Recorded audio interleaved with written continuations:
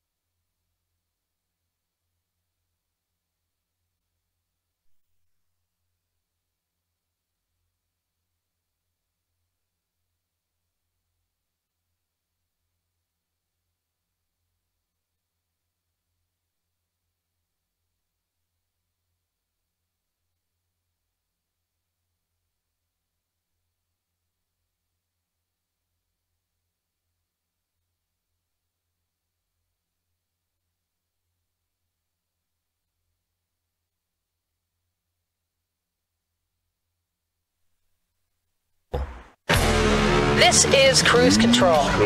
Your on-air automotive magazine with co-hosts Fred Staub and Les Jackson. Everything you need to know about new and used cars. Industry news. We'll fix or repair your car on the air.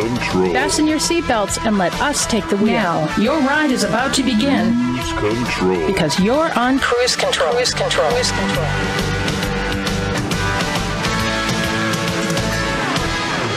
That is correct. You are on Cruise Control, and strangely enough, so are we. We're your hosts. I'm Les Jackson. The other guy who's about to speak is Fred Staub. Good morning, Hello. Fred. Good morning, Les. A lot to get to, don't we? Oh, boy. Been a busy week in every subject in the country, and we're no exception. Yeah, and we're going to start off with this vehicle. This is the brand new Nissan Z, 400 horsepower.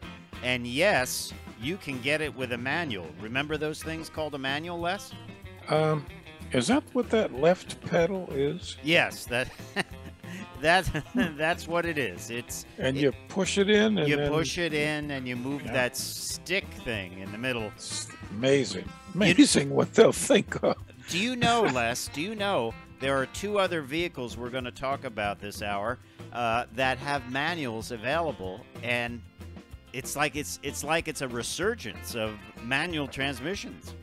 Well, I wouldn't count on that, but keep your spirits up.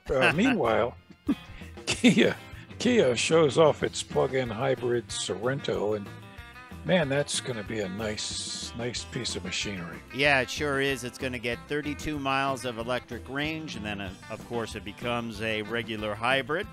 And then we're going to talk tech. What if your car could pay tolls, gas, and more? Maybe truly no one does ride for free, if you remember that decal from the 60s. But yes, that's right. But paying for gas isn't the problem. It's filling it up. Well, this is some new tech, and you could leave your wallet at home, although you probably want to bring your driver's license with you. You might want to do that. Yeah. And Hyundai adds to its N line with this week's reveal of the Elantra N. Yep. And it's quite a Jekyll and Hyde car in a good way. It is, yeah. Put it on the track, go to the grocery store. It'll do all that beautifully in there. Senior manager of product strategy, Mike Evanoff, is going to be on the show a little later. Yep. And he's going to run us through it. Yeah. It's pretty amazing. It's got a lot of hidden technology. This is not like just an appearance package and with nice wheels and some decals. This is a well thought out performance vehicle. It's got a neat little button where you can get a boost of horsepower for 20 seconds or something like that. So we have to ask Mike about that, because that's what I want to make clear. Other manufacturers have done cars and they say, it's performance, but this is really something that is a performance vehicle. This is performance with a big P. Yes, exactly. And it adds to their N line. They've got a lot of them now. We'll talk about that and more when we get rolling on this edition of Cruise Control. I'm Fred Staub. He is Les Jackson. We will be right back. Check us out at cruisecontrolradio.com. Like us on Facebook. Follow us on Twitter. We'll be right back.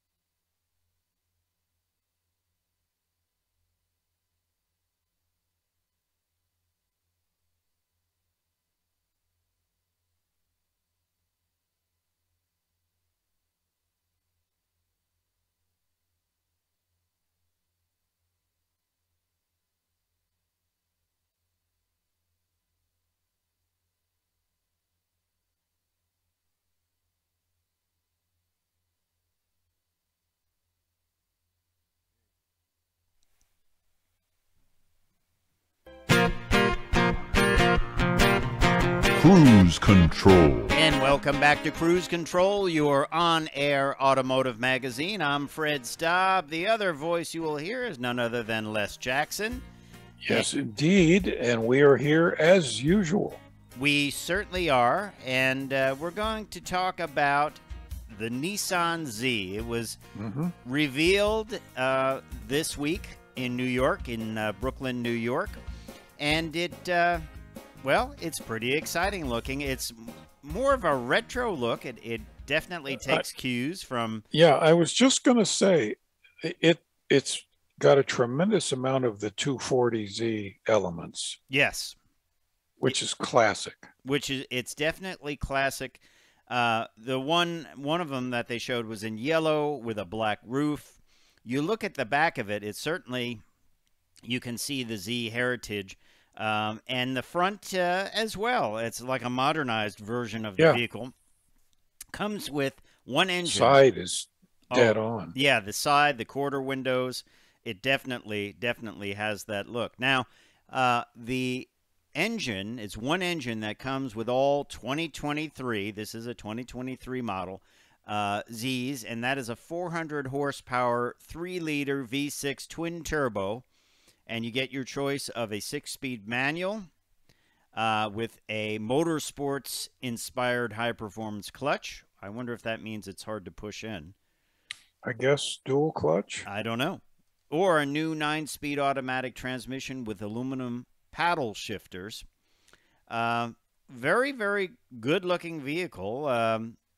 They've done some shooting in apparently in Manhattan, and it has to. I have to say, it looks pretty trick. I'm a fan of the blue.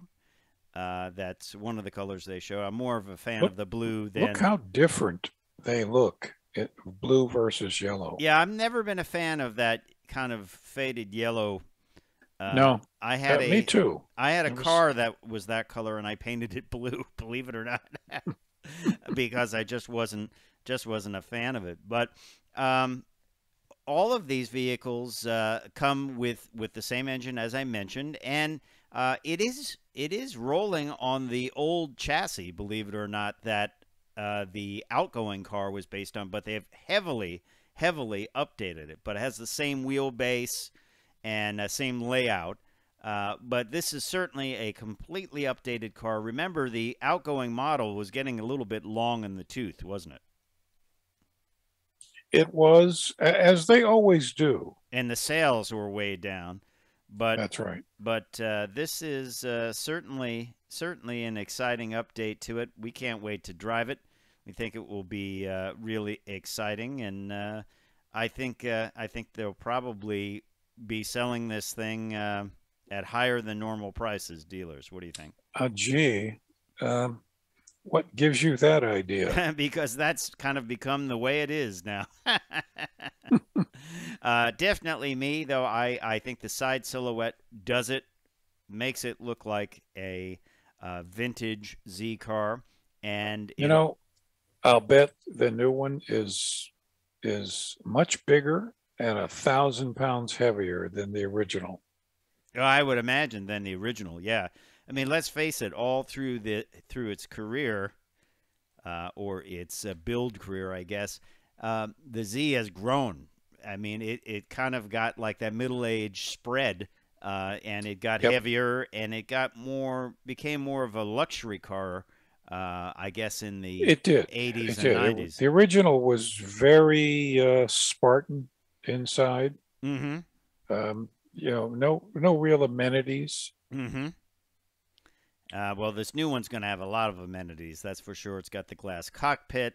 It's got all the safety features. So it is truly an updated car and a one to watch. We'll look forward to finding out more about it. But certainly they've leaned heavily on the retro look for the new Nissan Z. Is that the first 2023 model we're talking about here? I don't know. I would, for 2023, yeah. Okay. So there you have it, the first 2023. Now, over to Kia, they have announced this week their plug-in hybrid, their PHEV Sorento. It's got a combined horsepower of 261 horsepower. It's got the most passenger room and second legroom of any plug-in SUV. It's got a projected 79 mile per gallon E rating and a combined range of 460 miles. Now, it can go 32 miles on a charge. If you're not familiar with plug-in hybrids, it's really a great concept. It's like sort of having an electric car and a hybrid car all in one. And we'll tell you more about the turbocharged plug-in hybrid Sorento when we return on Cruise Control, your on-air automotive magazine. I'm Fred Staub. He is Les Jackson. We will be right back, so stay tuned. Yep.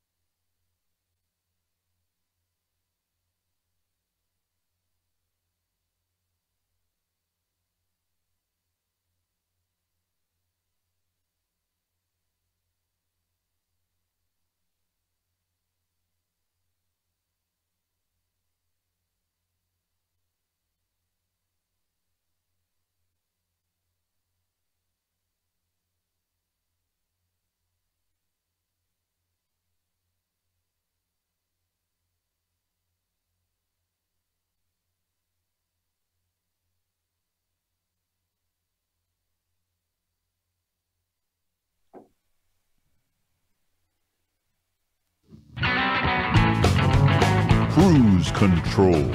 Welcome back to Cruise Control. Fred and I were talking before the break about the new, basically plug-in hybrid Sorento, Kia Sorento. Really beautiful inside. And Yeah. Fred, you were explaining the whole thing about a plug-in hybrid. It's that means really that it's a hybrid that has a slightly larger battery that you can charge off of your house circuit just to get, in this case, 32 extra miles of electric driving. Yeah, completely electric driving, 32 miles, which is great. I mean, I know It's pretty good. that would last me a week of going to the train station and running around town, and with one charge. And if you charged it twice, you'd never run out, basically, Right. around town. It's not designed as, I think people get confused. They say, oh, well, that's not any range. Where can you go on that? It's designed to be electric when you're going cruising around town. And then you and I have driven these things. They seamlessly transfer over to a hybrid, and then you have a total range, I think, of 460 miles. Right. With everything considered in there. Yeah, then fill it up and drive more. Yeah, it's got a 1.6 liter turbocharged engine. This is the engine you would see in a lot of different vehicles, the higher range Soul and many others in their lineup. It's the premium engine. It also can hold 6 passengers. Got great second row leg room. I think it's a good-looking vehicle. It's made in the U.S., been through the plant there. And I think this is going to do well for them. It just makes a lot of sense to have this. And all that range and the great mileage, I think it's going to be a hit for them. Of course, it's got tons of tech, because Kia vehicles come very, very well equipped. A 10.25-inch high-resolution color touchscreen, a 12.3-inch full digital meter cluster, blind view monitor, surround view monitor, which, by the way, I would not buy a vehicle without that these days. It makes it so easy to pull into a spot or back into a spot. It makes a lot of sense. You know, it goes on and on and on, all the safety features. So yeah, actually, it's 3 single-space typewritten list of features. Yeah, and being a Kia, it probably most of them come standard. It's not like you have to start ponying up for extra money. So we look forward to driving that, and we look forward to finding out more about it. Right? Absolutely. We don't know the price. We don't really have a delivery date, but you can bet it'll be next year. Yeah, I would agree. And as we talk about electrification, people are saying, well, what does that mean? Will all vehicles be electric? Not necessarily. This would be considered an electrified vehicle. Sure. And I think that we're just going to see more and more of these things. Virtually every vehicle will be a plug-in hybrid or an electric vehicle of some kind, even if it's just a mild hybrid. So we will keep you up to date on that vehicle. Now, let's talk a little tech, shall we? And we're going to talk tech, and we're going to bring a name from the past out. BlackBerry. Remember BlackBerry? The BlackBerry phone? They used to call them Crackberry, because people would type on the microscopic little keypad, and that was the first time people really got into with the little stylus. Some had styluses or styli, but you figure what happened to them? They kind of owned the market, and then along came the Apple iPhone and other smartphones, and then they were gone. Well, they've been busy. They have their BlackBerry QNX platform, which is a operating system for cars. It powers Jaguar Land Rover's latest PV Pro system, and is used in vehicles like the Jaguar F-Pace and the Range Rover Velar. Now, BlackBerry is working on an in-car payment system. So let's say you're driving along and there's a toll. It would automatically deduct that from your account in basically a digital wallet that you would have. You pull up to pump gas. The gas pump would sense that you're there and you have this capability, and it would basically handle all this. You would not have to pull out credit cards. You would not have to pull out cash for anything car related. It's kind of interesting. I wonder if it works for Slim Jims in the in the convenience part of the gas station. What do you think? I think you have to use actual transactions for those. For those, yeah. No. And for the big slurp. Yeah, the Slurpee thing. Yeah. Yeah, no digital wallet for those. But interesting concept, digital wallet for your car. A lot of people are looking into It is. General Motors Marketplace, Stellantis Uconnect Market System. There, a lot of people are looking into this. You know, the other thing that they're talking about is shopping. So you're driving along, and it could be anything from, hey, I know you drink coffee at 3:30. There's a Dunkin' Donuts up ahead. I'll order the coffee for you. How's that sound? Yes or no? Yep. And then That actually has possibilities. okay, but it could get to the point where you're driving past, you know, an electronics store and says, you know, your TV's 5 years old. Wouldn't you like to get an 8K TV? I've ordered one, and you can back into loading dock 2. Yeah, when it takes the steering wheel out of my control, drives to the store, parks, and opens the door and says, "Get out and go buy this," that's when I'm selling the car. Well, it hasn't gotten to that point yet, but I think we are certainly going to see more in-car transactions, and of course, it all has to be done in a sense where you're not. You know, you're not trying to buy this stuff at 70 miles an hour. So they'll have to come up with a way of doing that. But it's a big stream of money for car manufacturers. Remember, they want to not just do that sale and that's it, and then we'll see you maybe 10, 11 years in the future if well, like most people keep their cars that long. They want to have a revenue stream coming in, and it might be, you know, making money off of these transactions. It might be doing deals with other manufacturers. It might be, you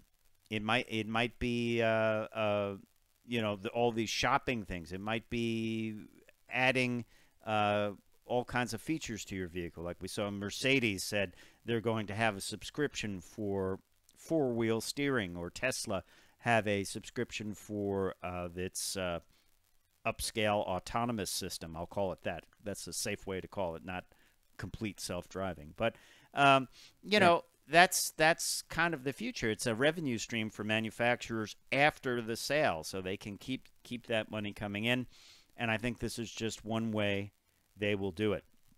But well, and also it'll bring a revenue stream in for, as more and more of the single-use vehicles, you know, the zip cars and those things,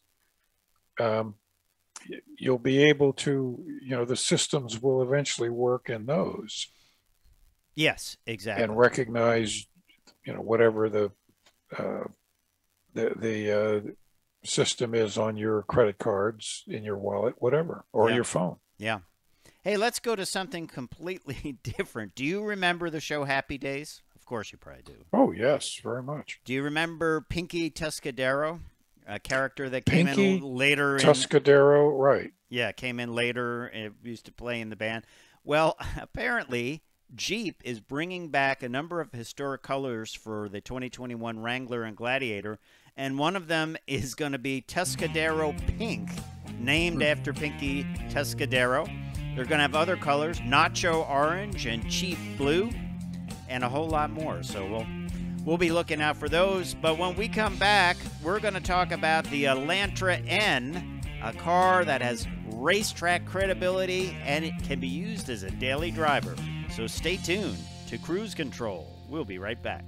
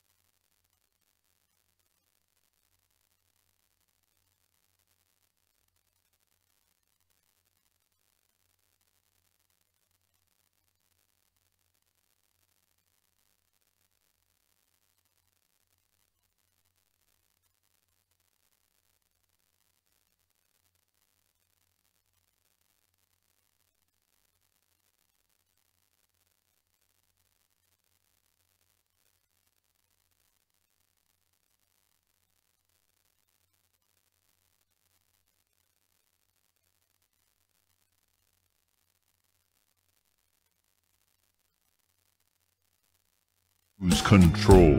And welcome back to Cruise Control, your on-air automotive magazine. I'm Fred Staub, and Les Jackson is with us, and we're going to have Mike Evanoff from Hyundai joining us to talk about a great vehicle that has race car technology but can be used as a daily driver, and that is none other than the Elantra N, which was revealed this week. It was originally going to be revealed at the New York Auto Show, but the New York Auto Show didn't happen, but that's okay.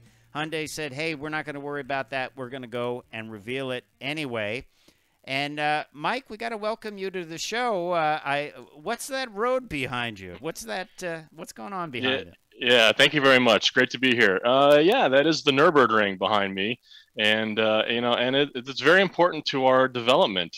We actually have a technical center just minutes away from the Nürburgring. So all of our cars are tested there for not just, not for lap times necessarily, but more for durability and longevity. So definitely a great venue to test our cars. All 143 turns. Yep, 13 miles. Yeah. It gives the steering wheel a workout. Yeah. Yeah. Let me ask you about that real quick, Mike. And of course, with the Elantra N, it's a perfect car to talk about. Mm-hmm. How much do you test it on a really wet track? I think, depending on, they have manufacturer times at the track that it's closed to the public, and it's devoted just to manufacturer testing. So depending on, and as you know, the climate there can be very fickle. So rain is quite often. So rain or dry, or even, I don't know about snow, but we'll test it, whatever the conditions bring at that particular time for the testing. Well, so we won't ask about any mishaps. There are plenty of mishaps on the ring. So you can watch that on YouTube if you want. Yeah, but let's talk, Mike. For people that are not familiar with the N lineup, it's growing. The Hyundai N line is growing. What is the philosophy behind the N line overall? Yeah, so philosophy and started by Albert Behrman, who's our head of R&D and was brought over to start the N brand. It's all about fun to drive, really, and I know that sounds pretty straightforward, but that's what it is. And there's three pillars that support it, whether it be the cornering or everyday accessibility, or also racetrack thermal management and being able to withstand track duty. We want to put a smile on the driver's face every time they get behind the wheel. And like I said, lap times are important, but it's not our focus. You can make a car, tune it to be a couple tenths quicker, but maybe only the most skilled or accomplished driver can get the most out of it. We want everyone from a novice to a pro to get behind the wheel and really just have a good time and enjoy the vehicle. And I think, it all started with Veloster N, which I think if you've had a chance to experience, you'll agree, very fun vehicle. Yep. And it continues on to Elantra and Kona. And we also have our N-line vehicles, which are kind of like a half step and in between the standard car and the full N car, which we now have three, or will have by the end of the year, 3 of. It seems to me to be kind of a great contender for being the ultimate everyday sleeper, where you can drive to the supermarket and to the Walmart or whatever you're doing, to work. But if you just want to put a little Mr. Hyde in Dr. Jekyll, you just push down on that pedal on the right and hang on. That's great fun.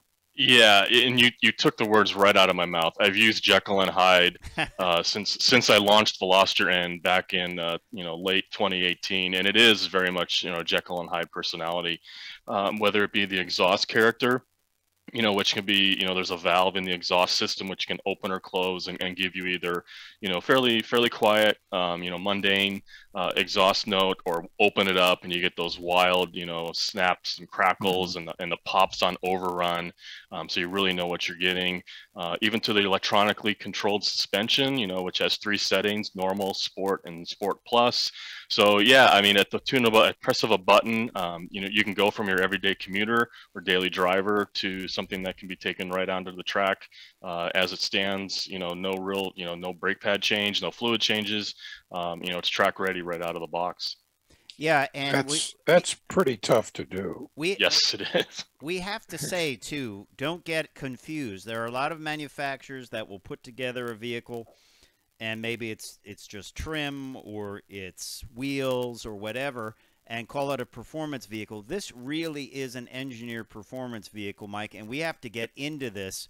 The power, of course, comes from a 2-liter turbocharged, what you call flat power tuned engine, 276 horsepower, 289 pound-feet of torque.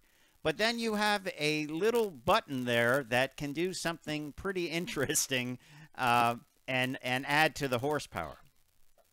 Yeah, the button on the dual clutch transmission vehicles is called NGS, which stands for N Grin Shift, and I talk about putting a smile on your face.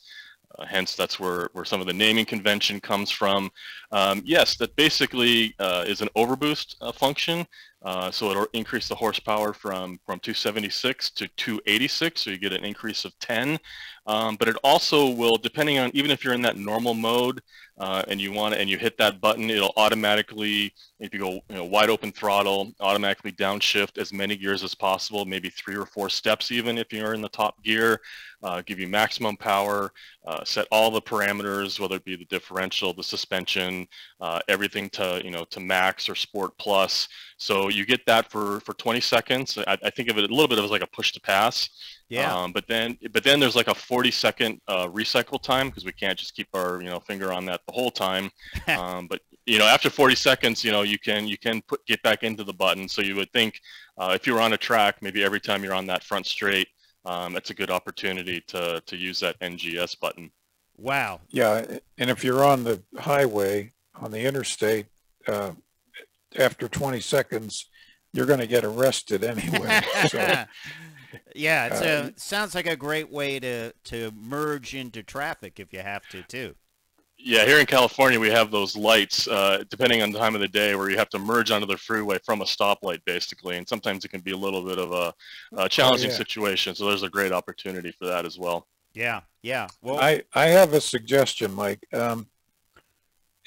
Is the button big enough that I could take a little label maker and instead of the N on it, could I just put EGADS? Absolutely. Yeah. Yep. It's very conveniently right there on the steering wheel for you. Perfect. What are some of the other things that you've done to the Elantra? We should just say first, Elantra is a great place to start. This is a great driving vehicle, even in the other trims, the less performance-oriented trims. But you've done like a lot of tech here. You talk a little bit about the exhaust. There's an N-Sound equalizer, or NSE. By the way, I love the fact that on the press release you have this whole list of acronyms. Yeah. I think that's a lot of fun. But let's talk about that sound equalizer, or NSE. Sure, and the technology has gotten much better. A lot of manufacturers have gone to it. Especially as engine displacements get smaller and the use of turbochargers gets higher, due to emissions and whatnot. Sometimes you can really lose a lot of the sound character, and also as cars get so much more better engineered from an isolation or a NVH, or noise, vibration, and harshness standpoint, the interior can really be a little bit of a cocoon, and you don't get all that experience. So in addition to the mechanical exhaust that we have, that definitely fits the bill. The N-Sound equalizer works with the Bose premium audio, right? It's integrated into the amp. And you can enhance the sound inside the cabin. There's adjustments, whether it be, normal, sport plus, similar to the other parameters, but also you can actually fine tune it for some of the intake noise, some of the turbocharger whine. There's, I think, 3 different variables that you can actually fine tune. And then also, I know many people prefer to have the real deal and don't want any sort of audio enhancement, so it can be turned off as well. So we leave it up to you what you want to do, and we even have a mode for our TCR car, which is our touring car. We've been very successful with both in the Veloster N and now the TCR, or Elantra N TCR, so you can kind of mimic the sound of the race car if you so choose. I think we're going to see a lot more of this technology happening, especially as things electrify and go completely electric. And I think it's a neat bit of tech. And when we come back, we're going to continue on with this. There's endless technology. You've gone so far as even to drill larger holes in the dust covers for brakes.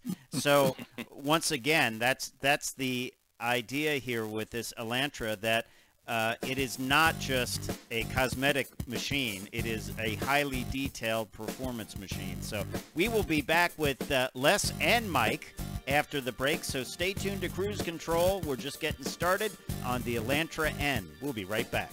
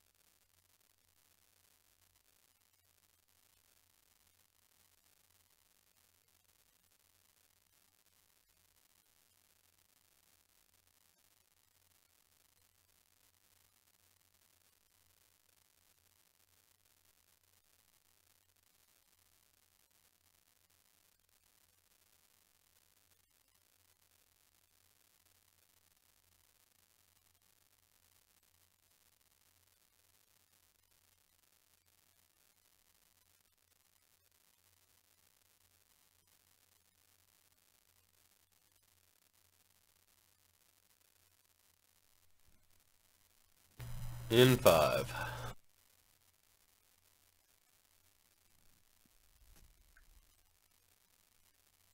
Cruise Control.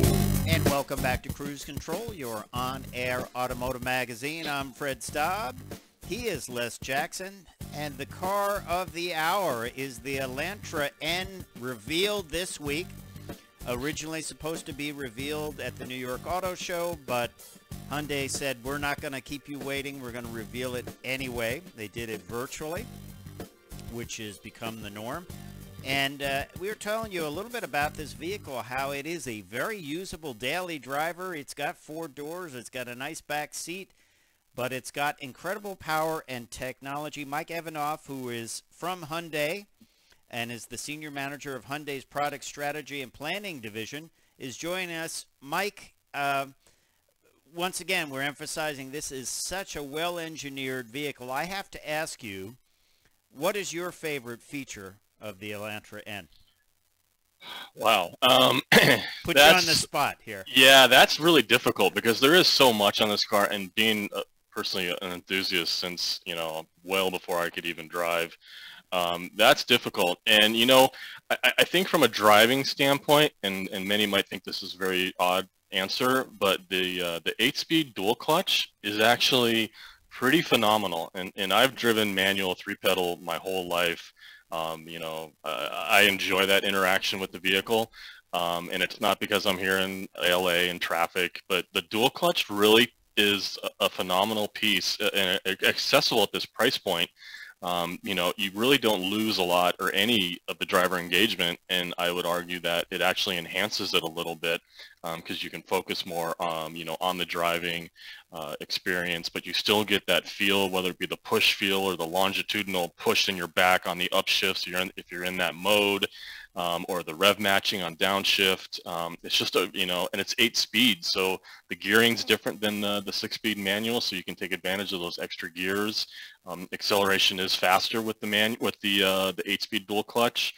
So I got to say that's one of the highlights on this car for me, and it's the hardest thing is whether I take the manual or the 8-speed dual clutch, and I think I would definitely go the dual clutch route. And I would be with you on that. Those of us that live in urban areas or land of the stoplights, a manual just doesn't make any sense in areas like this or LA, which is, there's traffic doesn't move at all. But I'm glad you said that the dual clutch shifts faster, because I don't care how good you can drive a manual, you will still take much longer to disengage and engage than a modern, well-engineered automatic. The days of old turbo hydramatics are long gone. These things really outthink. Yeah. But Mike, the cool thing is that you do offer a manual. Yes. And we were just talking about it, that interesting this week there are a number of cars released that offer manuals. So there's still got to be a market out there for people that know what a manual is, or just don't want their car stolen by a younger driver that doesn't know how to work it. The millennial anti-theft device. Yeah. Yeah, no, I think it's hugely important to have the manual and the 3-pedal, experience, because that's really what kind of defines, for the true purists, a sports car, and that's how we launched Veloster N. Was only available with the MT. A lot of the competitors, likewise are only MT, but I think it's good that we have the 8-speed dual clutch as well for that option or for that flexibility. But I think the manual is hugely important because there are diehard purists who will still. I was one of them, and I've been converted by this car and this transmission especially. Even other dual clutches, I might not say that, and I probably wouldn't say that, but this dual clutch in particular, I could definitely swing that way with the dual clutch over the manual. But yeah, both have to have both. What do you think the take rate will be on the manual? We've got it at about 30% for the manual. That's a lot. Yeah, and so 70% for the dual clutch. From what we've seen on Veloster N, we originally thought more 50-50 on that, being it a hatchback and a three-door, depending on how dealers ordered, and it was a lot of things, a lot of variables. For the most current model year, we're at about 60% dual clutch, 40% manual. So definitely the three, as more and more traditional manuals go away, there's less options out there. So that alone can help bring people to check out this vehicle because it still obviously does have the manual transmission. We were talking with Mike Evanoff from Hyundai about the Elantra N. The other thing to remember about this, everything has been touched on this vehicle to make it unique to the Elantra and even the infotainment system, right? Yeah, so it does have the similar or the same infotainment system we have on the Elantra Limited. So it has the 10.25-inch all-digital instrument cluster, and then under that same piece of glass is the 10.25-inch navigation system. But there are unique end menus within the head unit and within the cluster. So you can set all through the head unit, you can set all your suspension variables or performance variables, whether it be suspension, the engine, the electronic, the stability control, the exhaust sound, all those variables can be set through that. But then even the cluster itself will change, and I really like the fact that when you're in the N mode or in one of your two custom modes that you can select, the gauge is changed to the tachometer is right there in the center. You get all your pertinent information on the engine, whether it be oil temp, coolant temp, boost pressure, all that is on the outside of the gauge of the center RPM. You even get an RPM red line indicator. As you get closer, it starts to glow and then start flash when you hit the red line. So all that driver information and even the head unit itself, all that information is there too, and you can have a spider chart with longitudinal and latitudinal Gs that you can track. You can see it there on the screen, all that information. That's the sports screen, but if you're in the N mode, that'll be on the outside, and the TAC will be there in the center. So a lot of information, even the percentage of brake pressure, throttle percentage, all the information is available to you. And that's, I think really important for driver feedback. Yeah, man, that is a well thought out vehicle, the Elantra. And let's remember, it still has a rear seat that you can haul people and things with, and it's still got all the storage of the Elantra, which, by the way, it's a great platform to start with, isn't it, to build into a performance car. It's a pretty tight platform even in the other trims. Yeah, it was an all-new platform for Elantra with the K3 platform, so definitely a good place to start. And then, you kind of build from there. So it is a very much underneath different car than Veloster N, even the engine, even though it sounds similar on paper, a lot of enhancements to the engine itself.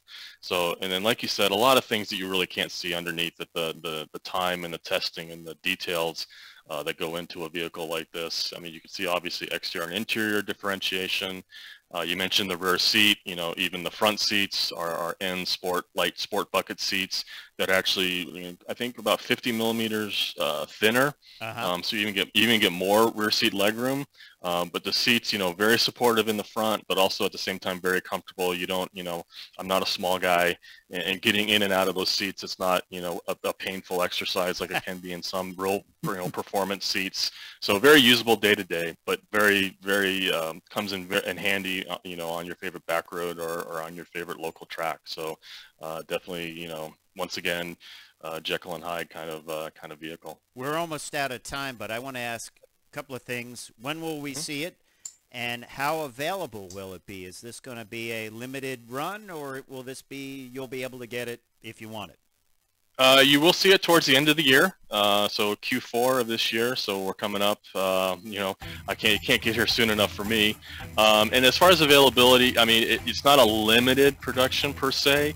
We're not numbering them or anything, but in the scheme of things, I'd figure about 5 to 8% of total Elantra. So I mean, they'll be out there, but it's something that you won't see every day. So if you do end up in one, you'll be the only one on the block, I would think, for a little bit.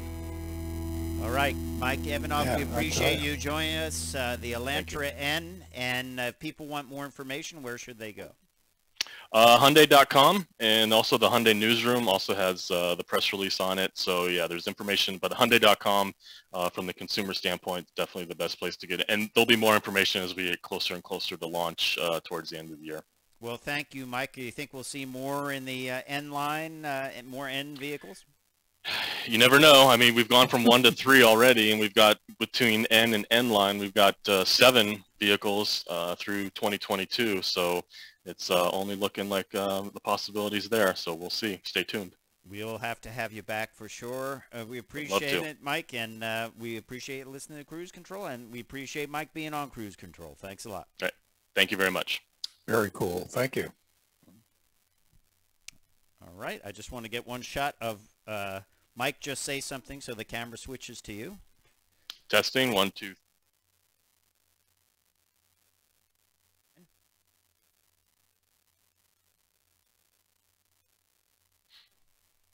All right. Thank you very much.